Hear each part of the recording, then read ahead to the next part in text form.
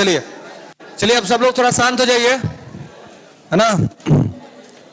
बहुत देर छुट्टी हो गई आप लोगों का, रिलैक्स हो लिए, है ना।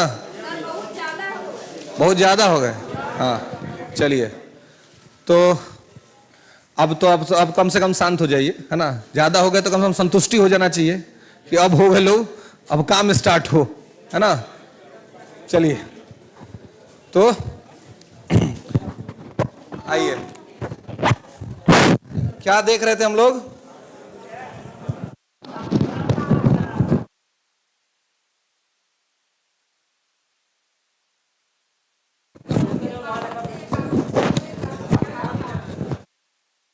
भाग 5, है ना।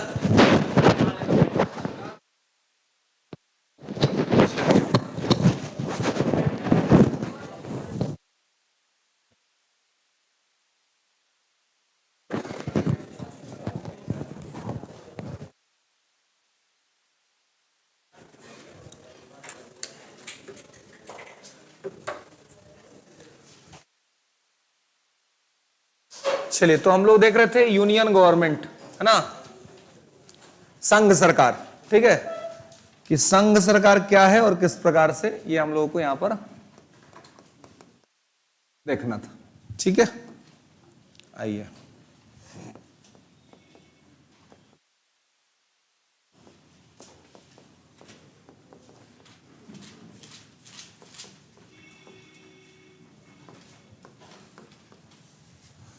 यूनियन गवर्नमेंट, है ना।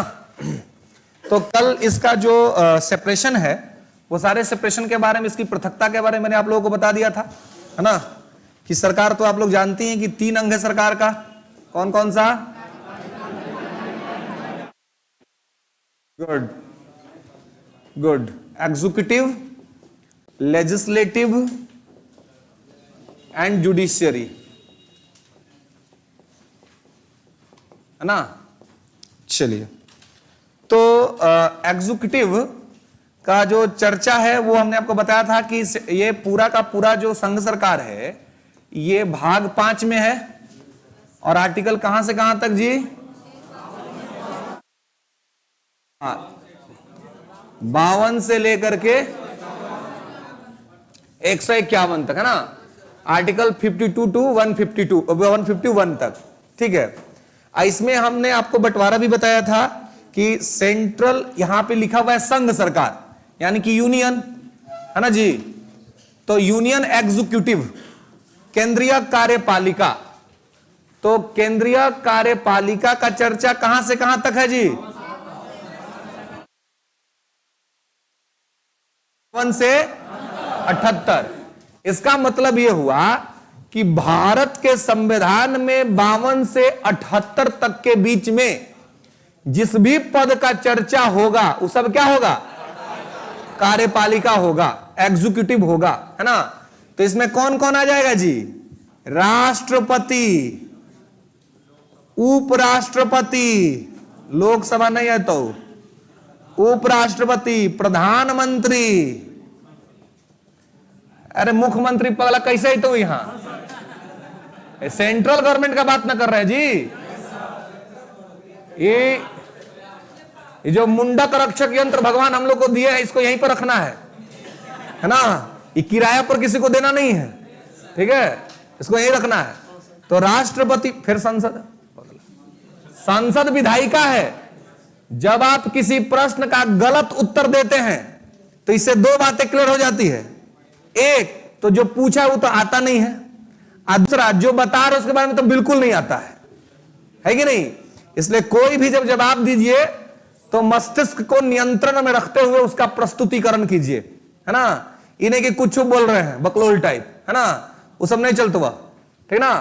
सेल्फ कंट्रोल रखना है एंड देन आपको क्या करना है, उसको बाहर निकालना है, ठीक है। बताया था ना, ये तराजू तौल के तब मुख बाहर आनी, है ना। हृदय के तराजू पर तौल लीजिए कि क्या है, हृदय पर उससे ज्यादा लोड नहीं देना है तो ब्रेक कर जाता है कि नहीं। तो इस पर ज्यादा नहीं देना है, लेकिन हाँ सोच समझ लेना है कि क्या सही नहीं है। तो देखिए ध्यान क्या रखना है, यूनियन का बात करना जी, यानी कि संघ का, केंद्र का।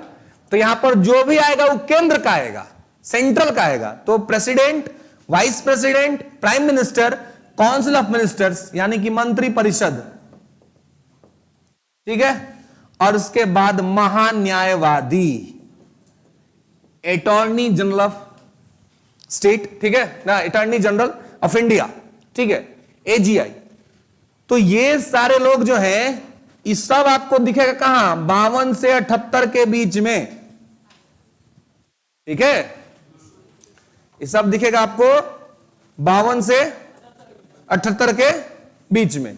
ओके, तो यहां आप देखेंगे कि राष्ट्रपति, उपराष्ट्रपति, प्रधानमंत्री, मंत्रिपरिषद और महान्यायवादी, है ना। तो यह सब जो है वो 52 से 78 के बीच में आपको है, ठीक है। अब देखिए, जो कार्यपालिका होता है ना जी, एग्जीक्यूटिव, ये दो तरह का होता है, थोड़ा यहां पे समझ लीजिए इसको। एक होता है अस्थाई कार्यपालिका, परमानेंट एग्जीक्यूटिव, और एक होता है अस्थाई। तो देखिए, अस्थाई कार्यपालिका होते हैं ऑफिसर्स, अधिकारी। एक बार सिलेक्शन हो गया तो परमानेंट, है ना। अगर आप यूपीएससी में सेलेक्ट हो गए तो 65 साल की नौकरी फिक्स हो गई, 65 वर्ष की आयु तक की। और अगर आप बीपीएससी से सेलेक्ट हो गए तो आपकी 62 साल तक की नौकरी सिलेक्ट हो गई, फिक्स हो गई। तो इस बीच में बहुत सी सरकारें आएंगी जाएंगी, लेकिन अधिकारी तो रहेगा ना, अधिकारी तो बना रहेगा। तो इसलिए जो अधिकारी होता है वो परमानेंट एग्जीक्यूटिव का पार्ट होता है, अस्थाई कार्यपालिका। आई जो नेताजी लोग होते हैं ये होते हैं अस्थाई कार्यपालिका, क्योंकि प्रत्येक 5 साल पर इनका होता है चुनाव। अगर चुनाव जीत गए तो फिर से मंत्री बनेंगे, आज चुनाव नहीं जीते तो घर वापसी हो जाएगी, है ना। तो इसलिए क्या कहते हैं कि जो ये सब जो आप देख रहे हैं ना, ये सब क्या है, अस्थाई कार्यपालिका, ठीक है। जो जितना ऑफिसर्स, जैसे कि आप देखते हैं प्रधानमंत्री, तो प्रधानमंत्री के साथ एक होता है प्रिंसिपल सेक्रेटरी, होम मिनिस्टर उसके साथ होता है होम सेक्रेटरी, है ना, फाइनेंस मिनिस्टर उसके साथ होता है फाइनेंस सेक्रेटरी। तो ये जब सचिव सब जो होते हैं, ये सब आईएएस लोग हैं, तो ये लोग क्या परमानेंट ना है जी। एक बार चुनाव, अगर एक बार एग्जाम पास कर गए, बन गए, तो 65 साल तक नौकरी होगी, तो उसको कहते हैं परमानेंट एग्जीक्यूटिव। तो देखिए, एग्जीक्यूटिव का काम होता है एग्जीक्यूट करना, कानून को लागू करना। तो कानून को जो कोई भी लागू करवाता है वो सब लोग एग्जीक्यूटिव का पार्ट है। मतलब एक सड़क पर सिपाही भी जो खड़ा है ना, जो डंडा लेकर के गाड़ी साइड करवा रहा है, क्या कर रहा है, लॉ एंड ऑर्डर को मेंटेन करवा रहा है। इसका मतलब कि वो भी एग्जीक्यूटिव का पार्ट है, वो भी कार्यपालिका का हिस्सा है। मतलब कोई भी सरकारी अधिकारी, कर्मचारी कोई भी है तो कुछ ना कुछ रूल रेगुलेशन को मेंटेन करवा रहा है, तो इसलिए वो क्या है, वो है परमानेंट एग्जीक्यूटिव। आई जो नेताजी लोग हैं जिनका कि प्रत्येक 5 साल पर चुनाव होना है, तो ये लोग क्या है, टेम्पररी एग्जीक्यूटिव है। क्लियर है। तो इसलिए ये सब राष्ट्रपति, उपराष्ट्रपति, प्रधानमंत्री, मंत्रिपरिषद, महान्यायवादी। देखिए, ये उपराष्ट्रपति, एगो चीज ध्यान रखिएगा कि पॉलिटी में या चाहे कहीं पर किसी के नाम के आगे उप लग गया, इसका मतलब होता है चुप, है ना। जिसके नाम के आगे उप, चुप, वो पगला के कोनो काम नहीं होता। अब बताइए आप, जब तक राष्ट्रपति है, उपराष्ट्रपति का राष्ट्रपति के रूप में कोई काम है नहीं है, तो क्या चुप न है, तो उसको चुन लेते हैं। तो चुन लेते हैं तो काम चलाने के लिए राज्यसभा का सभापति बना देते हैं, लेकिन राज्यसभा के सभापति के लिए उसका चयन नहीं हुआ है, चयन तो हुआ है उपराष्ट्रपति के लिए। उपराष्ट्रपति का काम तब पड़ेगा जब राष्ट्रपति नहीं रहेगा, है ना। तो ऐसा कभी कभी ऐसा सिचुएशन बनेगा जब नहीं रहेगा, बाकी तो रहता ही है ना। तो इसीलिए जिसके नाम के आगे भी उप लग गया, साधारण सा कंसेप्ट है कि होगा चुप, है ना। अब एक अध्यक्ष है, एक उपाध्यक्ष है, तो भाई उप का मतलब चुप। जब अध्यक्ष है तो अध्यक्ष काम करेगा, हाँ, जब अध्यक्ष नहीं रहेगा तो उपाध्यक्ष जाके अध्यक्ष के कुर्सी पर बैठ जाएगा। आज जैसे ही वो अध्यक्ष की कुर्सी पर बैठेगा ना, उसका नाम क्या आएगा, उप हट जाएगा। तो उप हट गया तो उप वाली आइडेंटिटी हट गई, तो पावर में आ गया। ये उपराष्ट्रपति है। जैसे ही राष्ट्रपति के पद पर बैठेगा तो इसका पावर क्या हो जाएगा, बढ़ जाएगा, राष्ट्रपति हो जाएगा, तो उप हट जाएगा ना जी। तो कहने का मतलब है कि जब तक नाम के साथ सामने उप लगा हुआ है, तब तक इसका कोई ये नहीं है कि आपको बहुत सुख सुविधा या सर्विस अलाउ किया जाएगा, है ना। ऐसा कुछ भी जो है सो नहीं है, ठीक है। तो यहां पर क्या है कि आपको इस चीज का ध्यान रखना है कि उपराष्ट्रपति जो है या उप कहीं पर भी लगा है तो उसका मतलब क्या है, चुप, है ना, क्योंकि उप के पास कोई खास पावर नहीं होता है, परमानेंट आदमी के पास पावर होता है। ऊप लग गया इसका मतलब कि बहला रहे हैं, फुसला रहे हैं कि खुश हो जाओ, तोरा पास भी कुछ पावर है ना। लेकिन पावर तो एक्चुअल तब में ही आप इंजॉय कर पाएंगे जब ऊप हट जाएगा नाम के आगे से और आप परमानेंट तौर पर स्थापित हो जाएंगे। ठीक है, तो ये सब क्या है? राष्ट्रपति, उपराष्ट्रपति, प्रधानमंत्री, मंत्रिपरिषद, महान्यायवादी, सब क्या है जी? केंद्रीय कार्यपालिका है। लिख लिए इसको, लिख लीजिए नमो, सब लिख लीजिए। क्या ये भी अस्थायी होता है, इसको तो तुरंत हटा सकते हैं। कोई हो राष्ट्रपति के प्रसाद पर्यंत पद धारण करता है। ठीक है, राष्ट्रपति, उसके कार्यपालिका के नीचे लिख लीजिए, है ना, लिखे ना, इसे लिखेंगे राष्ट्रपति, उपराष्ट्रपति, प्रधानमंत्री, मंत्रिपरिषद, महान्यायवादी संघ की कार्यपालिका का हिस्सा होता है। ठीक है, राष्ट्रपति, उपराष्ट्रपति, प्रधानमंत्री, मंत्रिपरिषद और महान्यायवादी संघ की कार्यपालिका का हिस्सा होता है। ठीक है, चलिए, मंत्रिपरिषद में महान्यायवादी, अटॉर्नी जनरल। ठीक है, हो गया। तो इस चीज को जैसे यहां पर आपको ध्यान रखना है। ठीक है, आगे देखिए, तो कार्यपालिका समझ रहे हैं। अब है विधायिका। तो अब आपसे पूछ सकते हैं कि भारत की विधायिका कौन है? संसद है ना, क्योंकि संसद का काम है कानून बनाना। ठीक है, तो विधायिका का काम क्या होता है? कानून बनाना।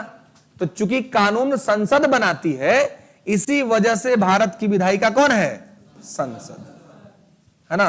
भारत की विधायिका संसद है, यानी कि पार्लियामेंट है। ठीक है, तो पार्लियामेंट है, तो इसलिए भारत की विधायिका, कभी पूछे कि भारत की विधायिका कौन है, तो संसद। तो इसका मतलब यह हुआ कि विधायिका का चर्चा कहां से कहां तक है जी? हाँ, 79 से 100। इसका मतलब कि इसके बीच में हम लोग को संसद के बारे में देखना है। तो संसद बनता है लोकसभा, राज्यसभा और राष्ट्रपति को मिला करके, है ना। तो उसको हम लोग देखेंगे 79 से 123 के बीच में। और उसके बाद है जुडिशियरी। तो जुडिशियरी में भी क्या है जी? यूनियन है ना। तो यूनियन जुडिशियरी कौन है? सुप्रीम कोर्ट, है ना, सुप्रीम कोर्ट। तो यानी कि न्यायपालिका का चर्चा कहां पर है? 124 से 147। तो ये क्या हो गया? सुप्रीम कोर्ट हो गया, है ना। मतलब कि सुप्रीम कोर्ट का चर्चा 124 से 147 के बीच में किया गया है, संविधान के भाग 5 में। ओके, क्लियर है। अब देखिए कि यहां पर इस तरह से चीजें की गई हैं। अब आगे आप देखेंगे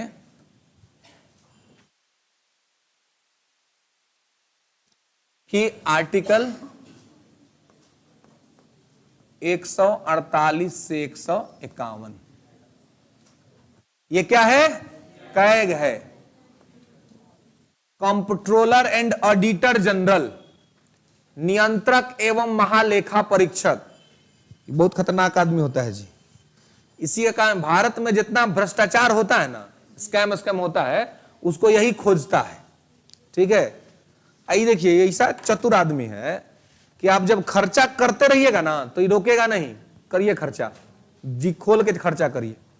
जब खर्चा वर्चा करके घर वापस आ जाइएगा तब ही जांच करेगा कि खर्चवा ठीक से किया है कि नहीं किया है।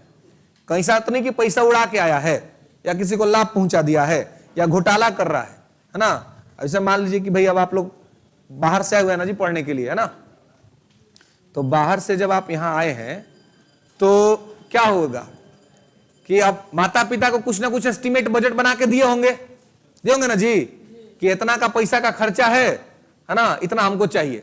तो माता पिता उसको पास कर देते, अलाउ कर दे कि चलो भाई ठीक है, इसको पैसा चाहिए, है ना। तो आपने महीना का उनसे डिमांड कर दिया, मान लीजिए कि भाई 50,000, है ना, जिसमें से आपने ये भी कर दिया कि भाई हमारा जो है इस 50,000 में हमारा 30,000 रुपया इंस्टीट्यूट का फी है, इसके अलावे जो है हमारा 10,000 रेंट है और 10,000 हमारा खाने पीने का है। ठीक है, तो अब देखिए, आप तो ये बना के बजट दे दिए, अब पिताजी बजट अलाउ कर दिए कि चलो भाई ले जाओ, है ना। लेकिन पिताजी को लगता है कि ये लगता है हमारा साथ धोखा कर रहा है, इसको खर्चा कमे का है और मांग ज्यादा रहा है। तो क्या करेंगे, अपना कोई विश्वास पात्र आदमी को भेज देंगे आप पटना, उसको कहेंगे कि जाओ, कहना कि हमको घूमना है, चाहे डॉक्टर से दिखाने आना आए हैं, है ना, और उसके साथ खाली रहना और उसको टोकना उकना नहीं है, खाली उस पर ही ध्यान देना है कि वो पैसवा को कहां कहां पर यूज कर रहा है। वो आदमी आएगा, आप सोचिए कि भाई गांव का चाचा भैया आए हैं, आप पूरा उसका आदर सत्कार करिएगा, है ना, अपना पढ़ाई छोड़कर उसको घुमाने ले जाइएगा कि घरे जाके आपका बड़ाई करे, लेकिन सबसे बड़ा दुश्मन है ना, वो जाके सिखाएगा। आप सोचिए कि उसको बढ़िया बढ़िया खिलाए पिलाए घुमा दे, है ना, कि आपका ये करेगा, वो जाएगा ना घर तो कहेगा कि वो क्या पढ़ेगा, तो उसका तो पूरा टाइम खाने पर चल जाता है ना, खाली खाना बनाता है, खाता है, ऊपर से घूमता है। जबकि आप क्या करते हैं, आप चाह रहे थे कि उसको अच्छा फील करवा दे, है ना, तो ये सब चीज नहीं करना चाहिए। ठीक है, आया है तो उसको छोड़ दीजिए, बहुत सीधे कहिए कि भाई हमारे पास टाइम नहीं है, आप रहिए खाइए फिर हम चले अपना कोचिंग करने, अपना पढ़ाई करने, अपना लाइब्रेरी जा रहे हैं ना, तब वो समझेगा कि ज्यादा सीरियस आदमी है ना, तब उसको लगेगा कि ओ इसके पास फालतू टाइम नहीं है, तो जाके सही बात बतियाएगा। अगर आप उसको एक्स्ट्रा टाइम देने लग गए, है ना, बस वो आप ही का उपाय करके चला जाएगा। तो वो आया और उसका आपसे पूछा कि कहाँ है भाई तुम्हारा इंस्टीट्यूट, चलो तो कोचिंग घूम लेते हैं। आप आके कोचिंग में क्लास कर रहे हैं, वो चल जाएगा मैनेजमेंट के पास उनने, है ना, वहां जाके पूछेगा अच्छा कितना है जी, टीचर का पैसा कितना ले रहे हैं आप लोग, तो मैनेजमेंट तो बता देगा कि भाई इतना फी चल रहा है, उधर ले तो बताइए कितना अब मांग रहा है कितना, वो तुरंत अपना रिपोर्ट तैयार कर लेगा, है ना, उसके बाद रूम पर रहेगा, देखेगा कभी फुर्सत हुआ तो तुरंत मिल लेगा मकान मालिक से, आपके पूछेगा कि रेंट कितना लग रहा है जी, वो कहेगा 5,000, ले ये तो मकान मालिक का बिल बना के भेजा था 10,000 का 5,000 दे रहा है ना। अब ऐसे उस सब जगह का जो स्कोपा है ना, वो सबको लिख लेगा, कैलकुलेट कर लेगा, जा करके रिपोर्ट दे देगा पिताजी को, है ना, कि देख लीजिए ये क्या कर रहे हैं, ये मांग रहे हैं 50,000, इनको खर्चा जो टोटल 30,000 का है, यानी कि 20,000 इनका अन्य प्रसंगों में खर्चा हो रहा है। अभी जाने की महोदय अपना 20,000 कावा खर्चा कर रहे हैं, किसको खुश कर रहे हैं अभी ये बता सकते हैं, है ना, क्योंकि इनका खर्चा उतना नहीं है। तो क्या वही हो गया, क्या वही जो 20,000 हो गया, क्या हो गया, घोटाला हो गया, वही घोटाला। तो ऐसा ही कैग पता करता है कि पैसा खर्चा करेगा तो रोकेगा नहीं, पैसा खर्चा होगा तो जाके जांच कर लेगा, आज जांच करके रिपोर्ट दे देगा भारत के राष्ट्रपति को कि देखिए ऐसे ऐसे हुआ है, राष्ट्रपति दे देगा लोकसभा अध्यक्ष को, और लोकसभा अध्यक्ष उसको भेज देगा लोक लेखा समिति को, है ना, एक कमिटी होती है पब्लिक अकाउंट कमिटी, तो लोक लेखा समिति का अध्यक्ष होता है विपक्ष का नेता, है ना, तो वही जांच करता है, तो वो देखता है कि कहां कहां पर, और इसी वजह से भ्रष्टाचार पकड़ा जाता है। ठीक है, तो ये आदमी जो है ना, ये भ्रष्टाचार को पकड़ने वाला आदमी है, ठीक है, जिसका नाम कैग है, इसकी नियुक्ति भारत का राष्ट्रपति करता है। ओके, तो इस प्रकार से इन सभी चीजों को हम लोगों को यहां पर देखना है। ठीक है, ओके, तो यहां तक समझ रहे हैं। तो इसमें हम लोग का सबसे पहले क्या देखना है जी, संघ की कार्यपालिका। तो संघ की कार्यपालिका में सबसे पहले आपको देखना है राष्ट्रपति, है ना, प्रेसिडेंट ऑफ इंडिया। तो सब लोग हेडिंग बनाइए अपने नोटबुक में, राष्ट्रपति है, राष्ट्रपति।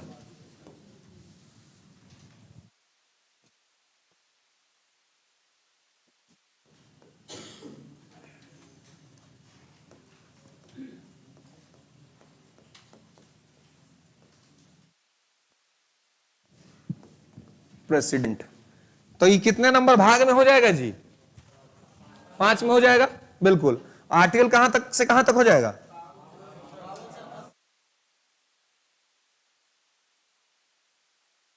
अरे 52 से 78 तो सब है ना जी, आए देखिए, ये पार्ट 5 में, और आर्टिकल 52 से लेकर के 62 तक तो सीधे इसी का आर्टिकल है, 52 से 62 में कंटिन्यू यही मिलेगा आपको, है ना। और उसके बाद जो ये मिलेगा आपको, वो मिलेगा आर्टिकल 70 में, आर्टिकल 71 में और आर्टिकल 72 में।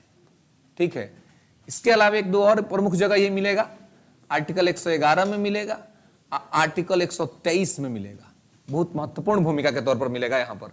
ठीक है, क्या 108 संयुक्त सत्र है, संसद का संयुक्त सत्र, वहां पे बताएंगे कि संयुक्त सत्र वो बुलाता है।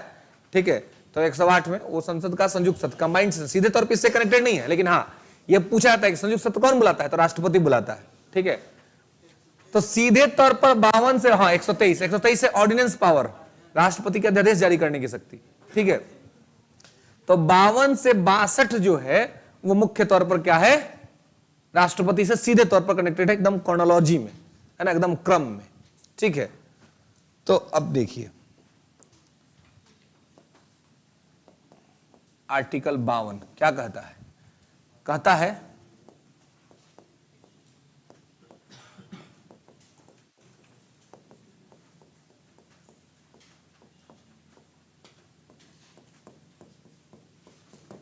भारत का एक राष्ट्रपति होगा, there shall be a president of India. Bharat का एक राष्ट्रपति होगा,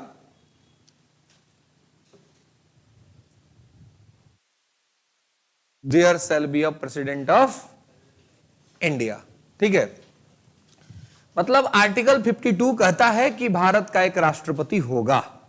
ठीक है, मतलब ये कॉन्स्टिट्यूशनल पोस्ट है, संविधान में लिखा हुआ है राष्ट्रपति तो होगा ही होगा। ठीक है, क्योंकि संविधान में ये लिखा हुआ है।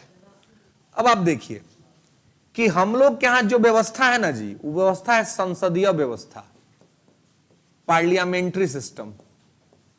ठीक है, संसदीय व्यवस्था में दो गो प्रमुख होता है, एक होता है नाम मात्र का, एक होता है काम मात्र का। एक होता है नाम मात्र का, है ना, यानी कि नॉमिनल, है ना, एक होता है नॉमिनल, एक होता है वास्तविक, रियल। इसको साइड साइड में कहीं कहीं लिखना है, अब सब बतिया हम बोलेंगे जी तब लिखिएगा आप लोग, छूट जेतो तो मामला गबड़ा जेतो है। साइड साइड में सब लिखना है, सब बुझना, जीवन में पूरा काम देगा। कह रहे ना कि खाली लक्ष्य शिक्षक बनना नहीं होना चाहिए, भविष्य में मौका मिला तो धर के एसडीएम आरडीएसपी भी फाड़ देना है, माने ओकरा नहीं फाड़ना है, एग्जामों को फाड़ देना है। ठीक है, थोड़ी ना इससे बहुत ज्यादा आपसे पूछेगा, है ना, जाके क्वेश्चन बनाइएगा, सब बनतो है ना, खाली एक ऊपर आप लोग को मेहनत करना होगा। मेंस तो 3 महीना आइएगा, मेंस पढ़ा देंगे, बात खत्म, सब बनिएगा सब एसडीएम कलेक्टर पगला, है ना। और जब एसडीएम साहब आएंगे ना जांच करने स्कूल में, तो शिक्षकों आपका कॉन्फिडेंस बढ़ल रहेगा। कल बोले थे ना, अब एसडीएमओ साहब आएंगे स्कूल में जांच करने शिक्षक का, तो शिक्षकों बीपीएससी पास, एसडीएमओ साहब बीपीएससी पास, तो अब बराबरी का मैटर होगा, है ना, वी आर इक्विवेलेंट। आप पढ़ा रहे हैं, हम पढ़ा रहे हैं, आप जांच कर रहे हैं, है ना। अब शिक्षक डरेगा नहीं एसडीएम साहब से, डीएस क्या डरेगा भाई, वो ज्ञानी है, वो संविधान का अनुच्छेद, इतिहास, भूगोल सब पढ़ के आया है ना। आप भी चॉइस का मैटर होगा, आपका चॉइस है तो आप प्रशासन में काम कर रहे हैं, हमारा चॉइस है तो हम पठन पाठन में काम कर रहे हैं, है ना। तो एकदम कॉन्फिडेंस को बढ़ा के रखना है ना। सामने ही वाला तुझे ले पगला कहां आ गई, है ना, तो यूट्यूब वाला सब तो पहले ये डर के भागेगा, है ना। ये सब जो माइक वाले के घुस जाता है स्कूल में, जब देख लेगा कि अब बीपीएससी से सेलेक्ट होकर शिक्षक सब आया है, तो पहले ही भागेगा ना, घुसने का हिम्मत नहीं करेगा फिर। चलिए, तो एक होता है नाम मात्र का, ठीक है, एक होता है रियल, वास्तविक। तो हम लोग के देश में क्या है, तो दोनों प्रमुख है। तो जो राष्ट्रपति जो है ना, ये नाम मात्र का प्रमुख है, आज जो प्रधानमंत्री है वो वास्तविक प्रमुख है। आप देखते हैं देश में बेरोजगारी हो, गरीबी हो, कुछ भी हो, तो सवाल राष्ट्रपति से कोई पूछता है जी, प्रधानमंत्री से पूछता है। क्यों? क्योंकि वास्तविक प्रमुख जो है वो प्रधानमंत्री है, राष्ट्रपति नहीं है। राष्ट्रपति तो नॉमिनल हेड है, ठीक है। अब ब्रिटेन की महारानी से मिलता जुलता पद है, भारत के राष्ट्रपति का जो पद है वो ब्रिटेन की महारानी के पद से मिलता जुलता है। उनके पास भी कोई काम नहीं, इसके पास भी कोई काम नहीं, लेकिन कबो कबो फंसा देता है ना। फंसा कैसे देगा, तो एक बार बीपीएससी अपने मेंस में फंसैले था, है ना। अब ये पूछ लेता सवाल कि भाई परिवार का एक वरिष्ठ सदस्य है ना, अब परिवार के अंदर में कुछ लफंगा सदस्य सब है जो उसका बात नहीं सुनता है ना। तो वरिष्ठ सदस्य किसको कह रहा था, राष्ट्रपति को, और लफंगा कौन, मंत्री सबको, है ना, कि लोग सुनता नहीं है। तो कहने का मतलब यह है कि क्या राष्ट्रपति रबर स्टाम्प है कि राष्ट्रपति को जो कहिए सो करेगा। तो देखिए, पहला बात तो देखिए कि अगर सामान्य समझ से हम देखेंगे तो राष्ट्रपति दिखता तो वैसे ही है, क्योंकि करना तो अल्टीमेट उसको वही है जो प्राइम मिनिस्टर कहेगा। लेकिन हां, जो कमीशन है, कमीशन कभी भी प्रेसिडेंट या गवर्नर को रबर स्टांप के तौर पर स्वीकार नहीं करता है।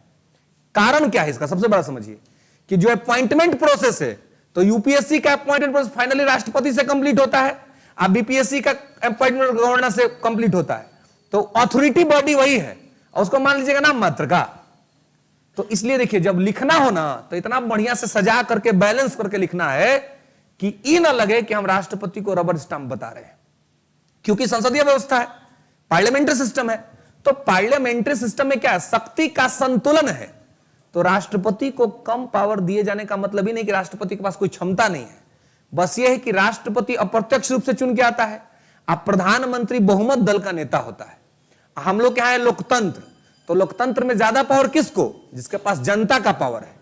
तो चूंकि प्रधानमंत्री के पास जनता का पावर है, इसलिए प्रधानमंत्री को वास्तविक प्रमुख बनाया जाता है, उसको ज्यादा अधिकार दिया गया है। इसका मतलब यह नहीं कि राष्ट्रपति के पास कोई अधिकार नहीं, या इसका मतलब यह भी नहीं कि राष्ट्रपति रबर स्टांप है। मतलब कहने का क्या है? देखिए, इतना बढ़िया से परोसना है ना सामने वाले के सामने कि खुदे पगला जाएगी, पगला ये कोची कह रहा है ना। आपको ये भी नहीं कहना है कि राष्ट्रपति कमजोर है ना, ये भी नहीं प्रस्तुत होने देना है कि प्रधानमंत्री जो है सो एकदम ऑल इन वन है ना। तो इस सब के लिए रेफरेंस क्या हो सकता है? इस सब का रेफरेंस होगा आपका पार्लियामेंट्री सिस्टम, कि जब आप पार्लियामेंट्री सिस्टम की व्याख्या करेंगे, जब आप संसदीय व्यवस्था को व्याख्यायित करेंगे, तो संसदीय व्यवस्था को इतना बढ़िया से आपको सामने रखना है कि भाई बना बनाया व्यवस्था है जिसमें एगो रियल हेड होता है, एगो नॉमिनल हेड होता है। तो दोनों के बीच में शक्ति का संतुलन है, शक्ति का लड़ाई नहीं है। तो इसलिए नहीं कह सकते कि वो बहुत ज्यादा पावरफुल है, वरिष्ठ आदमी है ना, सीनियर मोस्ट मेंबर है, और परिवार में दादाजी हैं, बूढ़े हो गए, वो कोई काम करने की स्थिति में नहीं, तो क्या वो बिना काम के आदमी हो गए? उनके अनुभव का लाभ तो मिलेगा। जब भी परिवार में वैक्यूम का कंडीशन बनेगा, तो उस समय दादाजी का भूमिका महत्वपूर्ण हो जाएगा। अब सोचिए, अचानक से प्रधानमंत्री न रहे तो पॉलिटिकल वैक्यूम आ जाएगा ना देश में। तो उस समय देश को कंट्रोल करने वाला कौन होगा? राष्ट्रपति, जो कंट्रोल करेगा। तो वैक्यूम के कंडीशन को कंट्रोल करने का ही काम करता है। तो इसलिए, लेकिन हाँ बिल्कुल, और दोनों उसमें आपस में मानना है कि राष्ट्र उसमें एकदम कंक्लूड बिल्कुल भी नहीं करना है कि राष्ट्रपति रबर स्टांप है, राष्ट्रपति कोई शक्ति नहीं है, सब बताना है। और उसमें आर्टिकल 74 को कनेक्ट करना है। 74 क्या कहता है? एक मंत्री परिषद होगी जिसका अध्यक्ष प्रधानमंत्री होगा, ठीक है, और इसके सहयोग और परामर्श से राष्ट्रपति काम करेगा। तो राष्ट्रपति यदि संवैधानिक मूल्यों को मान रहा है, इसका मतलब यह नहीं होना चाहिए कि राष्ट्रपति के पास कोई अधिकार नहीं, राष्ट्रपति कोई शक्ति नहीं, बल्कि राष्ट्रपति संविधान में स्थापित प्रक्रियाओं को सही तरीके से संचालित करने का कार्य कर रहा है। बात समझ रहे हैं? तो इसका मतलब यह नहीं है कि राष्ट्रपति के पास कोई पावर नहीं है, ठीक है। आम समझ में, आम बोलचाल में हम लोग बोल लेते हैं, लेकिन कमीशन इस बात को एक्सेप्ट नहीं करता है। तो कमीशन जिस प्रकार से चीजों को स्वीकार करता है, उसी प्रकार से उसके सामने उसको देना है। और नहीं स्वीकार करने का सबसे बड़ा वैलिड रीजन क्या है? अपॉइंटमेंट प्रोसेस, है ना, वही करता है ना। चाहे कुछ हो जाए, राष्ट्रपति उधर से करता है, इधर से गवर्नर करता है ना। तो इसलिए जो संस्था जो आपको अथॉरिटी दे रही है, उस संस्था को आप निगेटिव कैरेक्टर के रूप में प्ले करेंगे तो एक्सेप्टेंस नहीं होगा, है ना, ठीक है। तो यहां पर इस चीज को आपको ध्यान रखना है, ठीक है, कि ये नॉमिनल होता है और ये रियल होता है। ओके, अब चलिए कुछ पॉइंट्स थोड़ा लिख लीजिए इसके अंदर में। एक राष्ट्रपति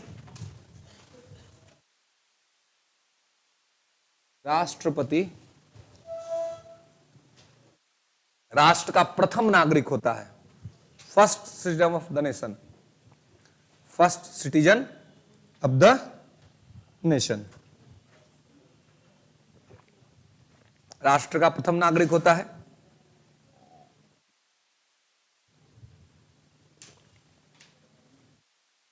नाम मात्र का प्रमुख होता है, नॉमिनल हेड।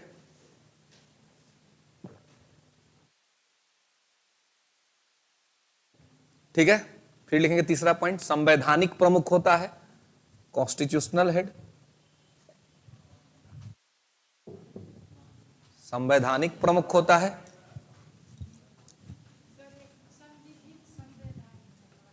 बताएंगे बाद में, अभी नहीं बताएंगे क्योंकि अभी इसका कोई जरूरत नहीं है। 3 प्रकार की संस्थाएं होती है, संवैधानिक, सांविधिक और संविधानेतर। तो उसका अभी यहाँ पे कोई चर्चा नहीं है, जब आएंगे तो वहां पे बताएंगे, ठीक है। तो हाँ, राष्ट्रपति संवैधानिक प्रमुख होता है, 3rd पॉइंट, ठीक है, कॉन्स्टिट्यूशनल हेड। ओके, क्या होता है? संवैधानिक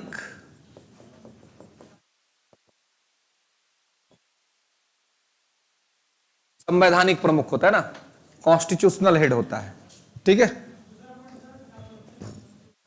नाम मात्र का प्रमुख, ठीक है। Okay, constitution. और देखिए जो पद है ये ब्रिटेन की महारानी से मिलता जुलता है ना, किसके समकक्ष है? लिख लेंगे, ब्रिटेन की महारानी, है ना, ब्रिटेन की महारानी से क्या है कि मिलता जुलता है, उससे इक्विवेलेंट पोस्ट है, ठीक है।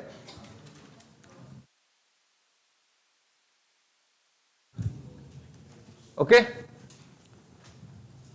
तो अब देखिए, और ये क्या होता है? तो तीनों सेनाओं का सर्वोच्च सेनापति होता है जी, है ना, ये सर्वोच्च सेनापति है ना, एपेक्स कमांडर होता है, ठीक है। तीनों सेनाओं का लिख लीजिएगा, सर्वोच्च सेनापति होता है ना। ये यानी कि जो आर्मी, एयरफोर्स, ठीक है, नेवी है, ये तीनों जो भारत की फोर्सेस हैं, इन तीनों ही फोर्सेस का जो हेड है वो कौन है? प्रेसिडेंट है। ये इसलिए इसको मानते हैं क्योंकि देखिए, किसी भी देश से अगर युद्ध होना होगा तो उसका अनाउंसमेंट कौन करेगा? राष्ट्रपति ही अनाउंसमेंट करेगा, ठीक है। राष्ट्रपति के अनाउंसमेंट के बिना युद्ध प्रारंभ नहीं होगा। भारत अपने तरफ से कोई कार्यवाही तब तक नहीं करेगा जबकि राष्ट्रपति का आदेश न आ जाए, ठीक है। तो राष्ट्रपति के आदेश के माध्यम से यहां पर चीज जो है सो संचालित होता है। हालांकि एक नया पोस्ट क्रिएट कर दिया गया है सीडीएस का, है ना, तो लेकिन ये जो कि सभी तीनों सेनाओं को कम्युनिकेट करता है, बातचीत करता है, लेकिन उस पे भी जो है ना, ये चीफ डिफेंस स्टाफ, है ना, लेकिन सर्वोच्च सेनापति जो है भारत का वो राष्ट्रपति है ना। राष्ट्रपति के माध्यम से ही चीजें जैसे इस प्रकार से की जाती है, ठीक है। तो ये सारे जो कुछ फैक्ट्स हैं वो आपको यहां पर इसके साथ ध्यान रखने हैं। नेक्स्ट लेंगे आर्टिकल 53। आर्टिकल 53 लेंगे कि संघ की कार्यपालिका शक्ति राष्ट्रपति में निहित होगी। संघ की कार्यपालिका शक्ति राष्ट्रपति में निहित होगी। संघ की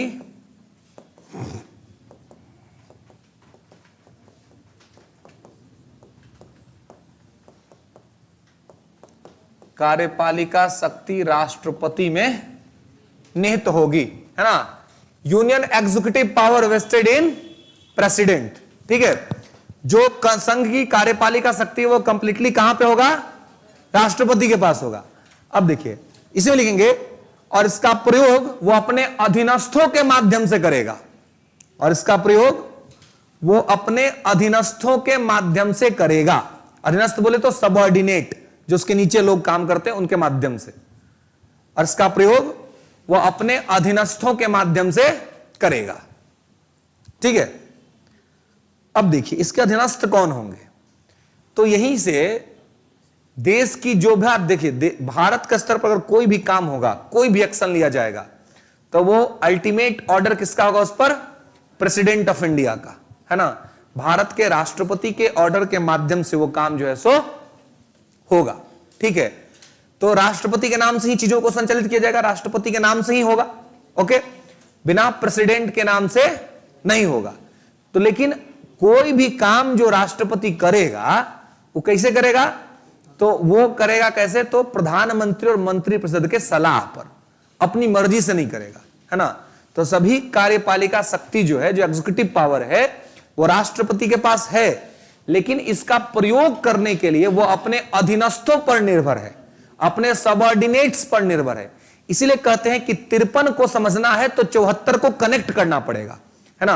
आर्टिकल 53 को कनेक्ट करना पड़ेगा आर्टिकल 74 से, जो कहता है कि एक मंत्री परिषद होगी जिसका अध्यक्ष प्रधानमंत्री होगा और इसके सहयोग और परामर्श पर राष्ट्रपति काम करेगा। तो 53 कहता है कि संघ की कार्यपालिका शक्ति राष्ट्रपति में निहित है, इसका प्रयोग वो अपने अधीनस्थों के माध्यम से करेगा। तो अधीनस्थ कौन है? तो 74 बता रहा है कि अधीनस्थ कौन है। अधीनस्थ कौन है? प्रधानमंत्री और मंत्री परिषद। तो 53 को जब 74 के साथ कनेक्ट कर देंगे तो एकदम क्लियर फिगर दिखेगा कि मामला क्या है। राष्ट्रपति खुद से कुछ नहीं करेगा, राष्ट्रपति वही करेगा जो प्रधानमंत्री और मंत्रिपरिषद कहेगा। बात आई समझ में? 53 में कोई दिक्कत? चलिए आगे आइए, आर्टिकल 54, अनुच्छेद 54।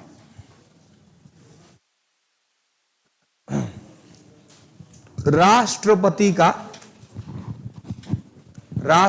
का निर्वाचन।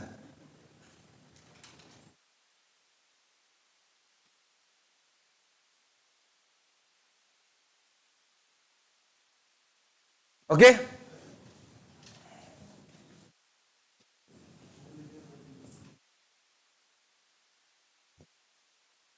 राष्ट्रपति का निर्वाचन, इलेक्शन ऑफ प्रेसिडेंट, ठीक है, राष्ट्रपति का निर्वाचन। तब बात है कि भाई राष्ट्रपति का निर्वाचन करता कौन है ना, राष्ट्रपति का चुनाव कौन करता है? तो एक लाइन लिखेंगे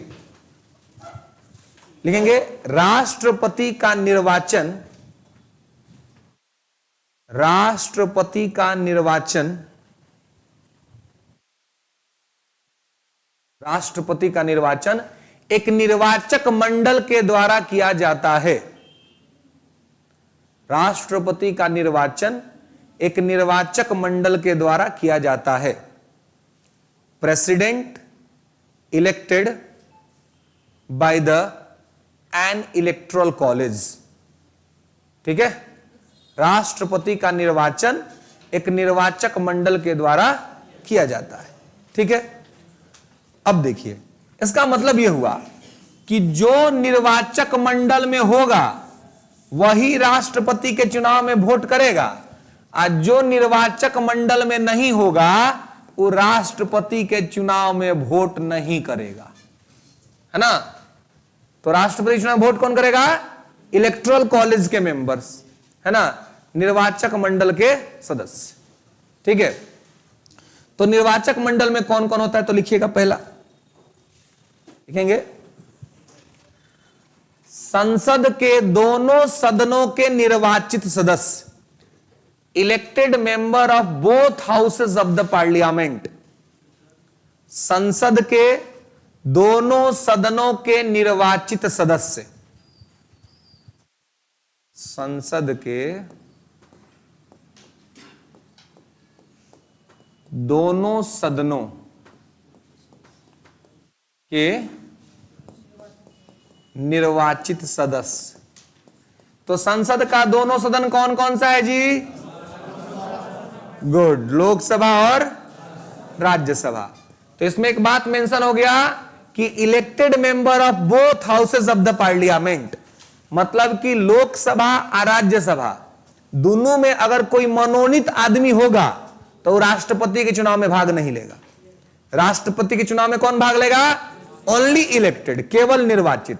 तो लोकसभा और राज्यसभा, तो लोकसभा में तो कोई मनोनीत होता ही नहीं है। पहले दुगो एंग्लो इंडियन रहता था तो उसका झंझट मोदी जी खत्म कर दिए, है ना, उसका झंझट खत्म हो गया। एंग्लो इंडियन कौन होता है जी?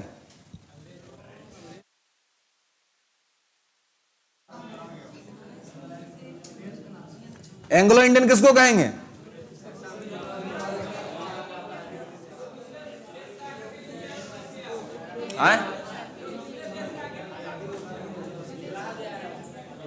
जो दूसरा देश के यहां बच जाएगा वो एंग्लो इंडियन हो जाता हो।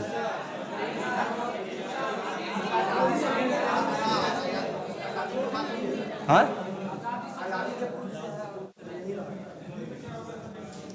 इतना दिन से सुन रहे हैं ना एंग्लो इंडियन एंग्लो इंडियन, अभी तक कंसेप्ट वा गड़बड़ है।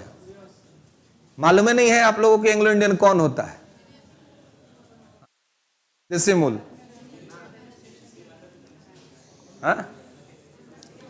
देखिए एंग्लो इंडियन के क्या मतलब होता है। एंग्लो इंडियन का मतलब होता है यूरोपियन के भारतीय संतान, यूरोपियन के, नॉट ओनली अंग्रेज, एंड ओनली फॉर यूरोपियंस। क्या हुआ, जब हम लोग गुलाम थे, बहुत सारा कंपनी सब आया था यूरोप से व्यापार करने के लिए, तो पगला सब जब यहां आता था ना हम लोग के देश में, देखो तो वहां अपना शादी ब्याह के लिए ही रहता था। इंडिया के हूं अपना एगो मैटर खड़ा कर देता था, वो मैटर चल रहा है, आई हो मैटर चल रहा है। अब दिक्कत क्या था कि उस समय इतना तो सुविधा नहीं था इंफॉर्मेशन का। हम लोग के यहां आदमी सब थोड़ा सा मतलब सीधा साधा होता है ना, उस सब के तुलना में, है ना। तो वो सब क्या आता था, तो इस लोग को लगता था कि वो तो शादीशुदा नहीं होगा, बस सोचता था यार ये तो अंग्रेज है, ये तो फ्रांस से है, ये तो पुर्तगाल से आया है, तो इसके पास पैसा ज्यादा होगा तो शादी कर लेते, फायदा होगा, है ना। शादी कर लिया, शादी हो जाता था। शादी होने के बाद बच्चा हुआ, है ना। अब क्या होता था कि उसका तो टाइम फिक्स नहीं रहता था इंडिया में, कब जब भी वहां की सरकार उसको बुला ली तो वो भाग जाता था। तो उसको तो मालूम था कि वहां तो एगो हमारा पत्नी है जो इंतजार कर रही है, कब आओगे, है ना। तो कब आओगे वाला वो इंतजार कर रही है, यहाँ वाली है कह रही है कि कब ले चलोगे, है ना। तो लेके जाने वाला सिचुएशन नहीं है, कैसे लेके जाएंगे, वहां तो इंतजार ना हो रहा है जी। तो पगला क्या करता था, सब जब जाना होता था तो पत्नी और बच्चा को यहां पे छोड़ करके अपने चुपके से निकल जाता था, है ना, चल जाता था अपना देश। अभी लोग का यहां कोई पूछवैया नहीं। देश जब स्वतंत्र हुआ तो ऐसे बहुत से परिवार मिले जो जिनके साथ ऐसी स्थिति थी कि मतलब पत्नी यहां थी, उनके बच्चे थे, लेकिन जो बाप था वो विदेशी था, मतलब यूरोपियन था, वो तो चल गया वहां और लेके नहीं गया। तो इस चक्कर में क्या हो गए, वैसे ही लोग कहलाए एंग्लो इंडियन, यूरोपियन के भारतीय संतान। ठीक है, मतलब जिसका पिता यूरोपियन था, माता भारतीय थी, उनसे जो बच्चा उत्पन्न हुआ वो बच्चा हो गया एंग्लो इंडियन। ठीक है, तो अब उस समय इन लोग का संख्या देश में कम था, है ना। तब हुआ कि अगर इन लोग को कुछ आरक्षण या रिजर्वेशन नहीं देंगे तो इन लोग का शोषण हो सकता है ना। तो इसीलिए कहा गया कि भाई इन लोग 2 गो लोकसभा में नॉमिनेट होगा, एक एक गो राज्य के विधानसभा में नॉमिनेट होगा, ताकि हर जगह इनका प्रेजेंटेशन बना रहे। लेकिन 2020 में संविधान में संशोधन करके मोदी जी ने एंग्लो इंडियन वाला कंसेप्ट को खत्म कर दिया, अभी नहीं होगा। तो अच्छा बात है, क्योंकि अब होने का जरूरत भी नहीं है, क्योंकि तो आजादी के समय का ना बात था जी। तो अब उस समय जो आजादी के समय या उसके आसपास में जिसका जन्म हुआ होगा, अब तो बुढ़वा हो गया होगा, चाहे मर गया होगा, है कि नहीं। तो वो तो अपना शादी तो भारत में ना किया होगा, तो उससे जो बच्चा हुआ वो तो इंडियन, बाप का इंडियन बच्चा हुआ, तो क्या हुआ, उसको थोड़ा ना कहेंगे एंग्लो इंडियन। तो अब भारत में वैसे लोग नहीं बचे हैं। अब उनकी जो अगली पीढ़ी है वो पूरी तरीके से भारत की पीढ़ी है, तो इसलिए अब उनको रिजर्वेशन देने की कोई आवश्यकता नहीं है। इसलिए वो एंग्लो इंडियन का कंसेप्ट खत्म हो गया, अब वो नॉमिनेशन नहीं होगा। ठीक है, तो पहले होता भी था तो भी वो लोग वोट नहीं करते थे। तो संसद के दोनों सदनों के निर्वाचित सदस्य, ठीक है, यानी कि लोकसभा और राज्यसभा। ठीक है, तो दोनों सदनों के निर्वाचित सदस्य भाग लेते हैं। उसके बाद दूसरा पॉइंट लिखेंगे, राज्य विधानसभाओं के निर्वाचित सदस्य। राज्य विधानसभाओं के निर्वाचित सदस्य या निर्वाचित विधायक। ठीक है, elected MLAs of state legislative assembly,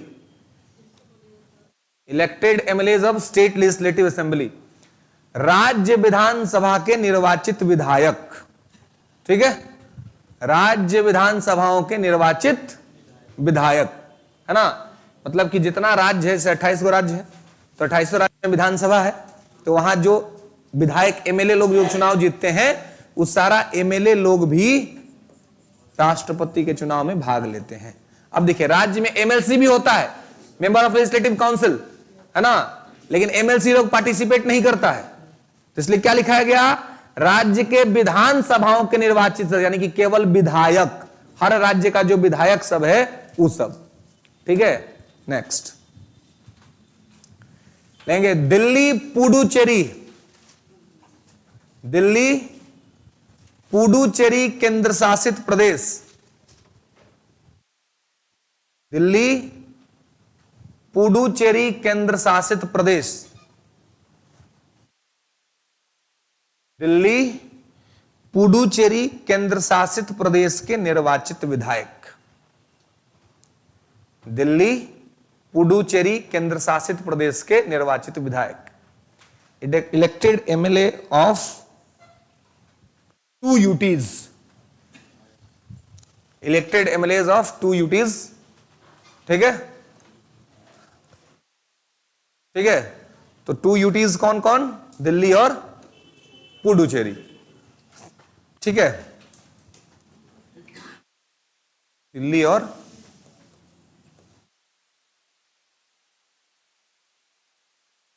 Puducherry, है ना। तो इन दोनों जगह पर एमएलए होते हैं जी, दोनों जगह पर विधायक होते हैं। ठीक है, यह सब लोग क्या करता है? राष्ट्रपति के चुनाव में वोट करता है। ठीक है, राष्ट्रपति के चुनाव में कौन वोट करता है? तो यही लोग वोट करता है, यही इलेक्टोरल कॉलेज के लोग हैं। इनके अलावे कोई राष्ट्रपति के चुनाव में वोट नहीं करता है। ठीक है, नोट करके एक बात लिख लेंगे, नोट करके कि संसद के मनोनीत सदस्य, संसद के मनोनीत सदस्य या राज्य विधान परिषद के सदस्य, संसद के मनोनीत सदस्य या राज्य विधान परिषद के सदस्य राष्ट्रपति के चुनाव में भाग नहीं लेते हैं। राष्ट्रपति के चुनाव में भाग नहीं लेते हैं। संसद के मनोनीत सदस्य, राज्य विधान परिषद के सदस्य राष्ट्रपति के चुनाव में भाग नहीं लेते हैं। ठीक है, nominated members of parliament and state legislative council members do not participate in presidential elections. Okay, is that clear? अब देखिए, पहला बात तो ये करिए कि एक बार में तनी आप लोग सुनने का आदत डेवलप कीजिए। जीवन में यदि श्रेष्ठ से सर्वश्रेष्ठ तक की यात्रा तय करनी है तो सुनना सीखना पड़ेगा। आंख का एक दायरा है, कान का दायरा नहीं है। दीवार के बाहर देख नहीं सकते हैं, लेकिन दीवार के बाहर सुन सकते हैं। और सुन अच्छा वही सकता है जिसका कंसंट्रेशन पावर अच्छा हो, है ना। जो कंसंट्रेटेड होगा, जो एकाग्र होगा, वो सुन लेगा। और जिसमें एकाग्रता नहीं होगी वो सुन नहीं पाएगा। एक ही बतवा 5 बार बोलिएगा लेकिन नहीं समझ में आएगा। फिर अच्छा क्या बोलूँ सर, एक बार फिर बोल, है ना। तो इसके लिए क्या डेवलप करना पड़ता है? अंदर में एकाग्रता, है ना। कि आप जितना ज्यादा एकाग्र रहेंगे, जितना ज्यादा आप कंसंट्रेट रहेंगे, उतना ज्यादा आप सुनेंगे। और जितना अच्छा से सुनेंगे उतना अच्छा से याद रखने में आपको सहायता मिलेगी, है ना। तो थोड़ा सा लिसनिंग करना होता है ना, पता ना। एक होता है हियरिंग, होता है लिसनिंग। दोनों का अर्थ क्या होता है जी? सुनना। लेकिन लिसनिंग का मतलब होता है ध्यान से सुनना। हियरिंग का मतलब होता है कि दोनों कान का यूज करना, इससे सुनना, इससे निकालना। तो पढ़ाई में हम लोग को क्या करना है? लिसनिंग करना है। दोनों को सुन करके अंदर डाल देना है ना। और सुन करके उसको बाहर जाने देने का रास्ता नहीं छोड़ना है। ठीक है, खैर, तो ये समझ गए। यही लोग हैं जो राष्ट्रपति के चुनाव में वोटिंग प्रोसेस में भाग लेते हैं। यही लोग राष्ट्रपति का चुनाव करते हैं, दूसरा कोई राष्ट्रपति का चुनाव नहीं करता है। क्लियर है? कोई दिक्कत? अब आइए आर्टिकल 55 अनुच्छेद 55, राष्ट्रपति की निर्वाचन प्रक्रिया। राष्ट्रपति की निर्वाचन प्रक्रिया, election process of the president. राष्ट्रपति की निर्वाचन प्रक्रिया,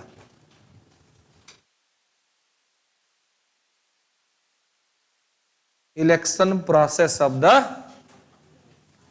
प्रेसिडेंट। अब राष्ट्रपति का निर्वाचन कैसे होता है, तो लिखिएगा राष्ट्रपति का निर्वाचन, टाइम हो गया लोग आज ही, कोई बात नहीं, कहिए कि थोड़ा इंतजार करें। चलिए, तो क्या लिखे हैं? हाँ, राष्ट्रपति की निर्वाचन में लिखेंगे कि राष्ट्रपति का निर्वाचन अप्रत्यक्ष रूप से, राष्ट्रपति का निर्वाचन अप्रत्यक्ष रूप से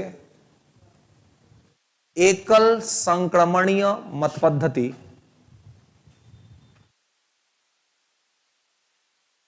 एकल संक्रमणीय मत पद्धति आनुपातिक प्रतिनिधित्व के माध्यम से, एकल संक्रमणीय मत पद्धति आनुपातिक प्रतिनिधित्व के माध्यम से, एकल संक्रमणीय मत पद्धति आनुपातिक प्रतिनिधित्व के माध्यम से राष्ट्रपति का चुनाव किया जाता है।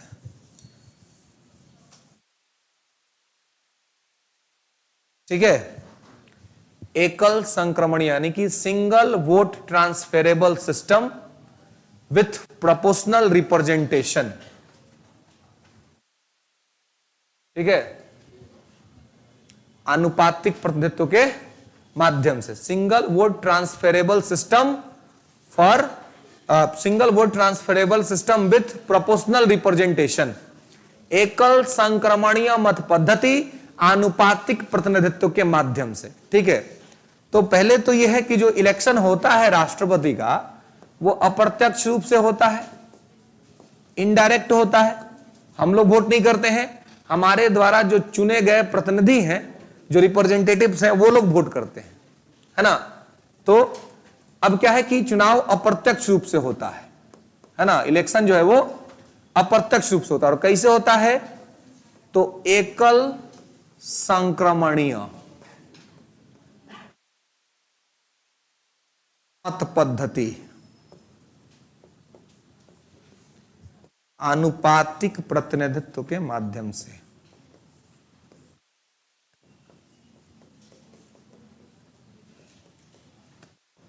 आनुपातिक प्रतिनिधित्व के माध्यम से। ठीक है, अब देखिए कि एकल संक्रमणीय मत पद्धति आनुपातिक प्रतिनिधित्व के माध्यम से, single vote transferable system with proportional representation, है ना। राष्ट्रपति का चुनाव कैसे होता है, तो अप्रत्यक्ष रूप से होता है। अब विधि क्या है, तो single vote transferable system with proportional representation, है ना। अब ये क्या होता है, एकल संक्रमणीय मत पद्धति क्या होता है, तो देखिए जितना अप्रत्यक्ष इनडायरेक्ट इलेक्शन होता है वो ऐसे ही होता है, और जितना डायरेक्ट इलेक्शन होता है वो उसमें हम लोग भाग लेते हैं ना। तो हम लोग जिसमें वोटिंग करते हैं उस वोटिंग प्रोसेस को क्या बोलते हैं, अब इसको तो अप्रत्यक्ष बोलते हैं, लेकिन अप्रत्यक्ष के साथ ये थियरी है ना, अप्रत्यक्ष के साथ ये सिद्धांत है। तो हम लोग का वो प्रत्यक्ष है, लेकिन प्रत्यक्ष के साथ कौन सा सिद्धांत फॉलो होता है? कौन सा?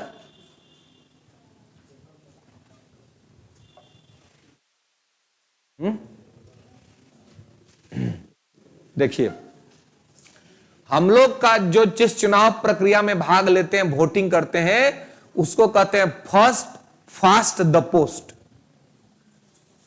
हिंदी में कहते हैं पहले आओ पहले पाओ। इक्को को भोटवा केकरो ज्यादा मिलता हो ना तो चुनाव जीत जाता है। और राष्ट्रपति के चुनाव में ऐसा नहीं होता है।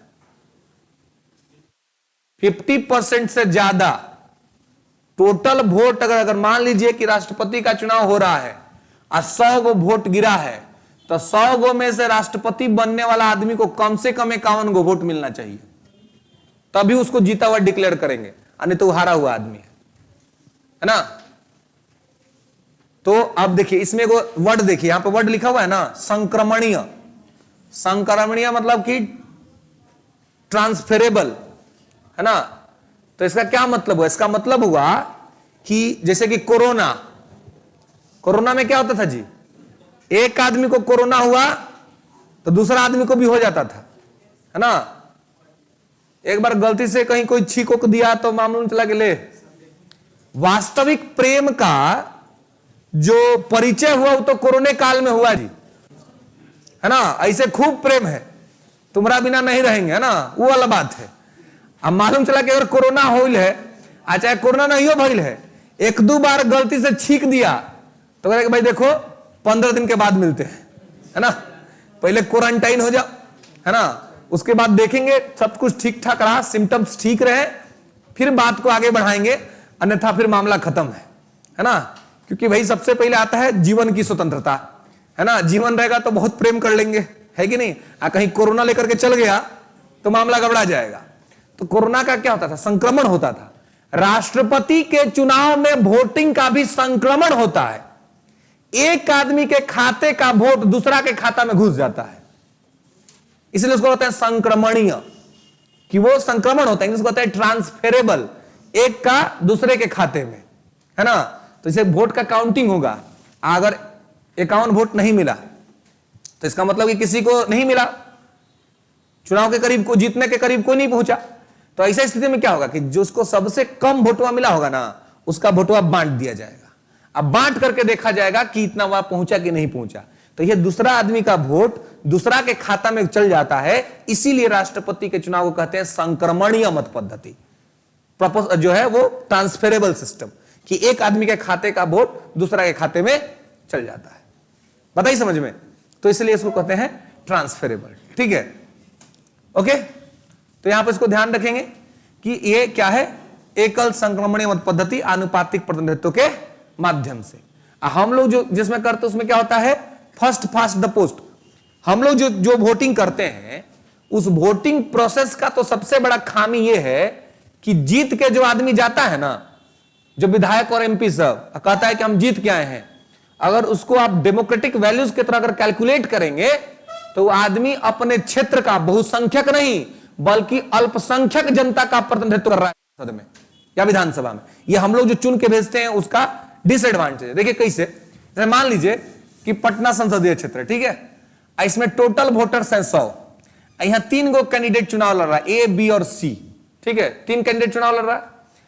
ए को मिल गया 60 वोट, ठीक है, आप बी को जो है ना, या 60 नहीं, ए को मिल गया 40 वोट, ठीक है, आप बी को मिल गया 25 वोट और सी को मिल गया 35 वोट, टोटल 100 हो गया ना जी। नहीं हुआ, नहीं होता तो उपाय कर दे पागल, नहीं होता रोजो मैथों के क्लास कर रहे हैं आप लोग, ऐसा मैथ का स्थिति खराब होगा जी। सैगो नहीं हुआ पागल। अब देखिए, तो अब क्या है कि ये इस प्रकार से स्थिति है। अब इसमें वोट चुनाव कौन जीता है जी, ए जीत गया, क्योंकि ए को मिल गया है 40 गो वोट, है ना। अब बी सी चुनाव हार गए, ठीक है, लेकिन बी और सी का वोट बटा हुआ है, इसलिए ना ए जीता हुआ है। आप बी और सी को अगर जोड़ दीजिए तो कितना हो जाएगा, 60। इसका मतलब यह हुआ कि पटना संसदीय क्षेत्र की 60% जनता जो है वो ए को अपना कैंडिडेट नहीं चुनना चाहती है। मतलब कि 50% से ज्यादा आदमी भी उसका चुनाव नहीं चाहता है, लेकिन फिर भी वो आदमी चुन करके जाके सदन में बैठा हुआ है और कह रहा है कि हम बहुमत का प्रतिनिधित्व कर रहे हैं। प्रतिनिधित्व का तो मतलब यह होता है कि कम से कम 50% से ज्यादा वोट मिले, है ना। तो first past the post system की सबसे बड़ी खामी है कि बहुत बार ऐसा होता है कि जो लोग अपने क्षेत्र से सबसे कम वोट से जीत के आते हैं वो लोग भी चल जाते हैं, सदन के अंदर बैठ जाते हैं, क्योंकि वहां पर यही सिस्टम चल रहा है। आज सिंगल वोट ट्रांसफेरेबल सिस्टम में ये वाला प्रोसेस नहीं है। यहां फिक्स है कि जितना भी वोट गिरेगा उस वोट में 50% से ज्यादा वोट मिलना चाहिए, तभी मामला आगे बढ़ेगा, नहीं तो नहीं बढ़ेगा। बताइए समझ में, ठीक है। तो यहां तक में कोई दिक्कत, कोई समस्या? आज के लिए बस इतना ही, नेक्स्ट क्लास में हम लोग इसके आगे बात करेंगे, ओके।